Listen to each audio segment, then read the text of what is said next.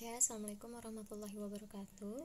Hari ini kita lanjut untuk pembelajaran regulasi sarana dan prasarana yang pada pertemuan minggu lalu sudah kita bahas tentang Permenpan RB, itu tentang standarnya. Kemudian yang kedua itu ada Permendagri nomor 7, dan hari ini kita akan bahas tentang Permendagri nomor 17 ya.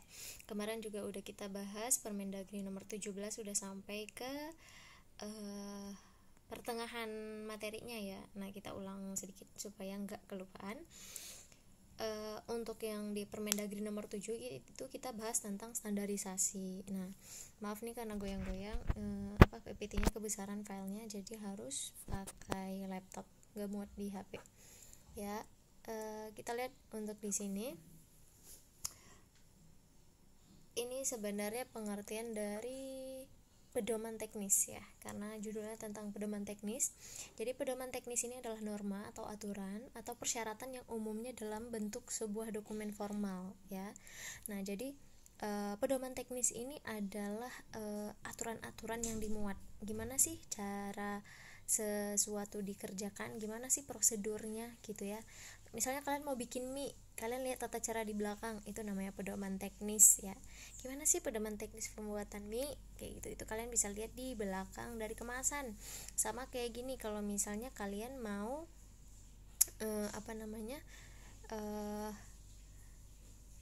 menggunakan sarpras seperti apa sih gitu. Nah, itu kalian lihat di pedoman teknisnya. Kemudian nah, isi dari tiap bab di dalam Permendagri nomor 17 ini, yang pertama ada ketentuan umum. Di ketentuan umum di situ memuat tentang tentang pengertian dari pemerintah daerah, kepala daerah, barang milik daerah, pengelolanya, pengertian dari pengelola barang, pembantu pengelola, pengguna barang, dan sebagainya ya. Jadi di bab 1 itu tentang pengertian-pengertian dan istilah-istilahnya gitu. Kemudian yang kedua ada pejabat pengelola barang. Nah, nanti di bab 2 itu dijelasin siapa aja pejabat yang mengelola barang milik daerah. Dan yang di bab 3 itu ada perencanaan kebutuhan dan penganggaran. Nah, di bab 1 itu dijelaskan bagaimana sih perencanaan kebutuhan barang milik daerah. Kemudian yang bab 4 ada pengadaannya. Kemudian yang kelima ada penerimaan dan penyaluran ya, itu bagaimana teknisnya semua dijelaskan di situ. Kemudian di bab 6 ada penggunaan. Ya, penggunaan di sini berbeda dengan pemanfaatan ya. Penggunaan itu kegiatan yang dilakukan oleh penguasa atau pengguna dalam mengelola dan menata usahakan. Jadi penggunaan itu lebih kepada pengelolaannya. Misalnya ada barang, ini mau dikelola, mau diapain nih? Apa mau disimpan ke gudang atau mau dipakai? Nah, itu sih pengelolaannya itu, dalam pengelolaannya itu dinamakan penggunaan. Sedangkan penata usahaan yang ada di bab 7 itu tentang administrasinya, pencatatannya ya, inventarisasinya itu ada di bab 7. Kemudian di bab 8 ada pemanfaatan. Nah, di sini baru pendayagunaan barang tersebut dipakai nih, manfaatnya diambil ya. Nah, itu namanya pemanfaatan. Kemudian yang di bab 9 ada pengamanan dan pemeliharaan ya. Pemeliharaan itu kegiatan untuk supaya si barang ini selalu dalam keadaan baik ya, itu namanya pemeliharaan. Nah, kemudian untuk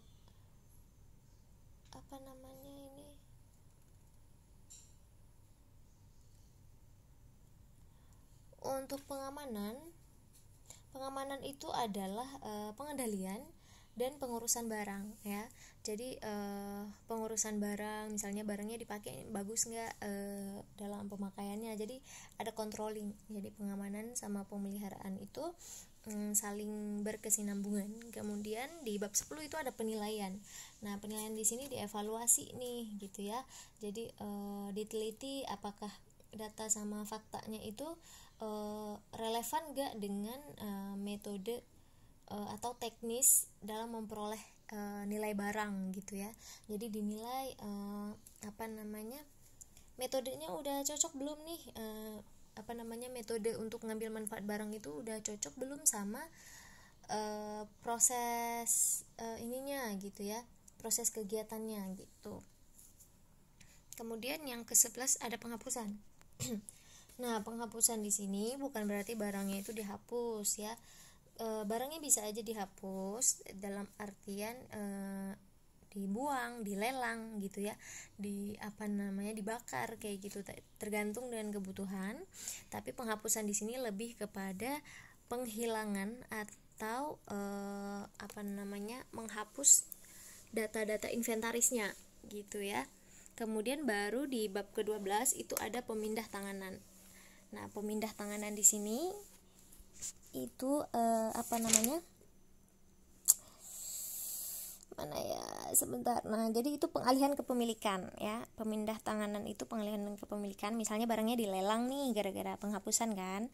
Nah, itu nanti ada pemindah tanganan. Jadi ada pembuatan dokumennya kayak gitu. Kemudian di bab 13 itu ada pembinaan, pengendalian dan juga pengawasan. Nah, ini dilakukan oleh pihak pihak bagian manajerialnya gitu ya. Astagfirullah. Di bagian manajerialnya. Ntar kita lihat dulu babnya. Bab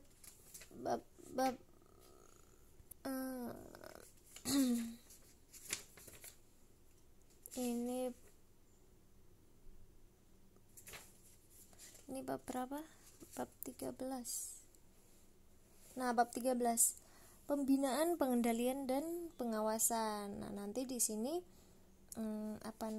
gimana sih dalam pengelolaan dan pemantauannya sama si pihak manajerialnya kayak gitu ya. Jadi ini bukan masuk ke dalam pemeliharaan dan pengamanan yang tadi. Beda, kalau yang ini pengamanan dan pemeliharaan dalam penggunaannya, si kuasa penggunanya. Sedangkan pembinaan, pengendalian dan pengawasan itu lebih kepada si pusatnya, si yang punya barang ya, yang melakukan controlling gitu. Bagus nggak penggunaannya, gimana pemanfaatannya gitu. Nah, kemudian yang ke-14 ada pembiayaan. Nah, di sini pembiayaannya dalam hal misalnya butuh stok baru nih gitu, ataupun butuh pembiayaan untuk servis dan sebagainya, untuk pengadaan ya kayak gitu. Nah, itu masuk ke dalam pembiayaan. Kemudian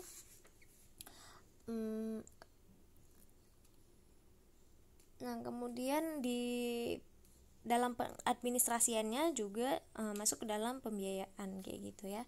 Kemudian ada tuntutan ganti rugi. Nah, jadi kerugian dalam penyalahgunaan atau mungkin kerugian dalam hal pelanggaran ya, dia nggak bagus nih dalam mengelola barang-barang milik daerah. Nah, itu nanti bisa dimintai tuntutan ganti rugi ya, karena adanya kerusakan dan kehilangan. Nah, baru di bab 16 itu ada ketentuan peralihan. Nah, ketentuan Astagfirullahaladzim. Jadi ketentuan peralihan ini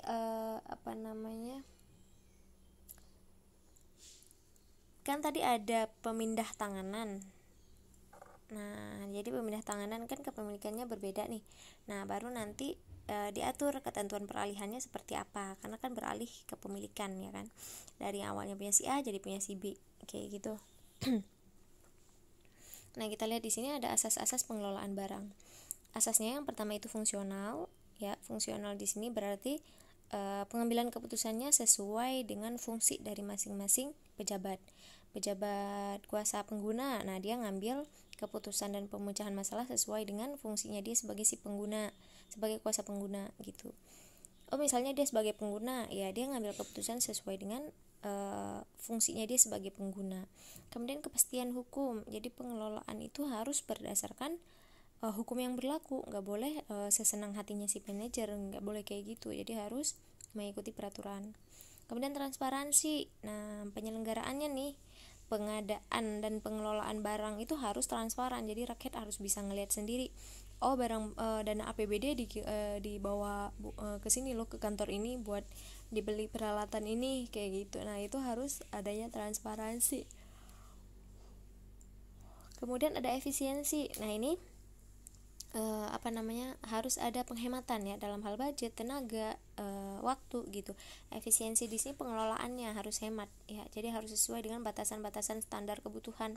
Makanya dibuat standar supaya orang enggak melebihi dari standar itu. Kadang orang kan ngerasa uang milik negara ini jadi sembarangan make, nggak boleh kayak gitu. Makanya dibikin standarnya seperti ini, ya nggak boleh melewati itu ya, harus sesuai dengan asasnya, asas efisiensi kayak gitu ya.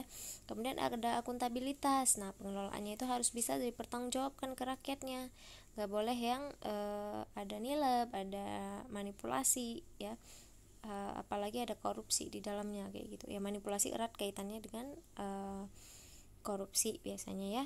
Kemudian yang terakhir ada kepastian nilai.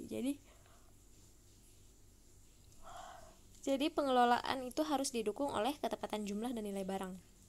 Jangan sampai jumlahnya sekian tapi datanya di faktanya nggak ada sekian. Terus nilai barangnya juga yang satu useless, yang satu malah useful kayak gitu. Jadi harus pasti nih ketepatan jumlah sama nilai barangnya, nggak boleh ngasal karena duit orang ya kan. Kemudian nih, apa pentingnya memahami pengelolaan barang milik daerah? Nah, dari penjelasan tadi kalian harusnya bisa menilai ya. Aduh, kenapa jadi. Nah, ini salah satu bentuk kegiatan bimbingan teknis pengelolaan barang milik daerah supaya nggak asal-asalan, nggak sembarangan. Jadi harus ada bimbingan teknisnya. Nah, apa sih maksud dan tujuan penyusunan pedoman teknis ya? Maksudnya itu supaya menyeragamkan langkah-langkah dan tindakan yang diperlukan dalam pengelolaan barang milik daerah. Jadi biar seragam nih, biar enggak yang satu bikinnya kayak A, yang satu bikinnya kayak B ya. Jadi harus seragam. Tindakan dalam pengelolaan barang itu harus seragam, harus diapakan, bagaimana ya. Jadi enggak ada perbedaan. Kemudian tujuannya itu sebagai pedoman pelaksanaan nih bagi si pejabatnya. Jangan sampai ada ada surplus terus nggak ada pedomannya. Jadi pedomannya mana nih dalam pelaksanaan, nggak tahu ya, dipakai seininya aja. Nah, itu kan nggak baik, nggak bagus kayak gitu ya, karena ada yang perlu dipertanggungjawabkan. Ini sama kayak kalau misalnya kalian, aduh gimana sih caranya biar bisa dapat peringkat 1 di sekolah misalnya. Nah, itu ada pedomannya. Kalian misalnya harus lulus KKM semua yang pelajaran, kemudian kalian harus hadir setiap hari, kan ada pedoman teknisnya. Nah, itu jadi dalam pengelolaan barang pun ada pedoman teknisnya, acuannya gitu. Kemudian pejabat pengelola. Nah, ini tadi diatur di dalam bab 2 ya, bab 2. Nah, pejabat pengelola barang milik daerah itu yang pertama ada kepala daerahnya ya, dia itu yang pemegang kekuasaan nih, semua kuasa ada di dia nih kepala daerah. Kemudian ada sekretaris daerah, ada kepala biro, kepala SKPD, kepala unit pelaksana teknis, penyimpan barang sama pengurus barang. Jadi 6 orang ini dibawahi oleh kepala daerah ya. Nah, kepala daerah ini pastinya butuh pembantu dong ya, butuh dibantu. Nah, dibantu oleh si 6 orang ini ya. Sekretaris daerah dia itu sebagai pengelolanya ya, ini yang pemegang kekuasaan, dia yang ngelola. Nah, kepala biro ini pembantu pengelola ya. Kemudian si SKPD ini dia itu pengguna ya, mana. Nah, nih kepala SKPD itu dia pengguna, bukan yang manfaatin ya, bukan yang ngambil nilai barang, tapi dia yang ngelola mau diapain ya, itu namanya pengguna. Kemudian kepala unit pelaksana teknis itu kuasa pengguna ya, dia yang ngasih keputusan buat mengelola, dia yang melaksanakannya ya, kuasanya. Misalnya orang-orang yang ada di penyimpanan barang, orang lain butuh barang nih, ada di penyimpan barang, cuman dia yang boleh bilang barang ini boleh keluar atau enggak ya, itu kepala unit pelaksana teknis. Kemudian ada penyimpan barang, dia nyimpan barang ke gudang, nerimanya ya kan. Kemudian pengurus barang nih ya, dia yang ngurus barangnya, mau kalau penyimpan kan hanya menerima transaksi di bagian penggudangan. Pengurus ini dia biasanya yang ngurus mau didistribusiin kemana ya, siapa aja nih yang mau ngambil.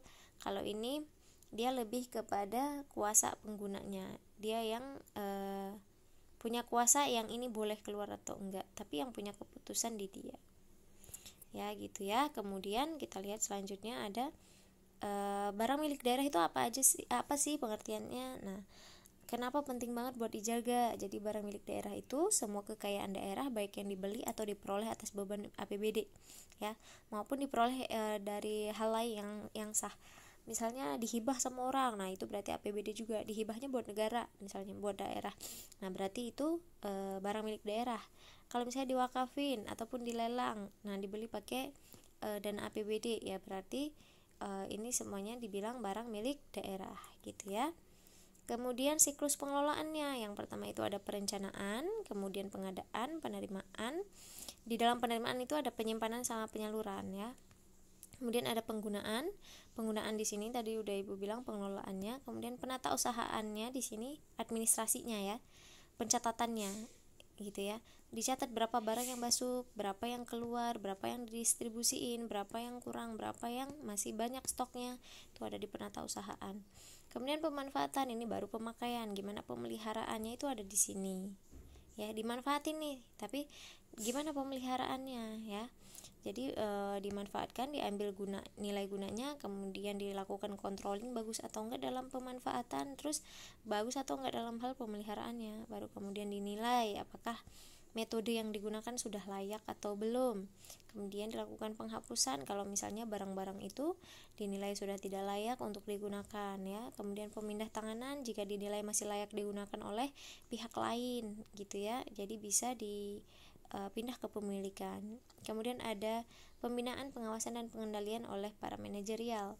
Kemudian ada pembiayaan, di sini pembiayaan dalam hal administrasi, ya kan. Kemudian dalam hal pemanfaatan butuh servis, ya, butuh pengamanan dan pemeliharaannya. Nah, itu semua ada di pembiayaan, gitu. Kemudian tuntutan ganti rugi. Nah, ini kalau misalnya terjadi kelalaian dalam pengelolaan ini, ya. Ada kelalaian nih sehingga barangnya hilang. Nah, berarti dilakukan tuntutan ganti rugi. Nah, seperti itu ya. Jadi ini siklus ini akan dipelajari lagi lebih lanjut ketika di kelas 12. Nah, ini sesuai dengan urutannya, ya. Jadi direncanain terlebih dahulu, baru dilakukan pengadaan. Pengadaan ini bisa dengan pembelian, ya, bisa dengan tukar menukar, bisa juga dengan hibah, ya. Hibah dikasih barang sama orang, jadi ada barangnya, jadi masuk dalam pengadaan, gitu. Kemudian ada penerimaan. Nah, begitu barangnya ada nih, kemudian diterima dong sama pihak gudang, dimasukin, kemudian disimpan, pas perlu baru dilakukan penyaluran, ya. Baru kemudian dikelola mau dimasukin ke divisi mana, ya.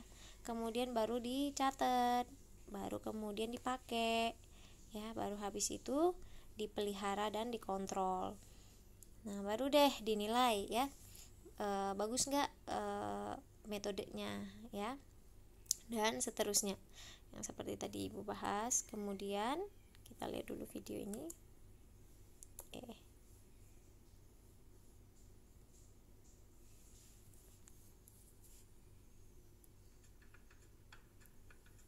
Dalam pelaksanaan tugas pokok dan fungsi pemerintahan, kementerian dan lembaga kebutuhan sarana dan prasarana diwujudkan dalam barang dan alat jasa.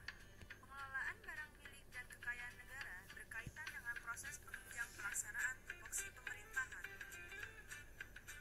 Dasar hukum pengelolaan barang milik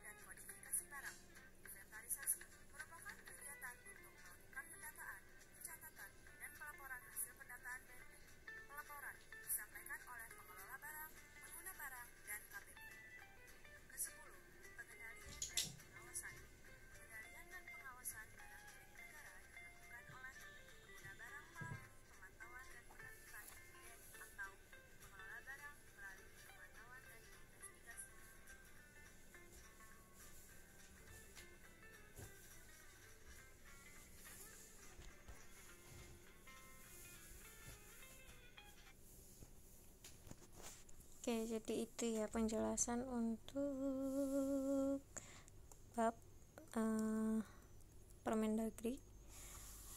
Permendagri nomor 17 tahun 2007 ya. Kalau ada pertanyaan silahkan di drop di bawah. Oke, terima kasih. Wassalamualaikum warahmatullahi wabarakatuh.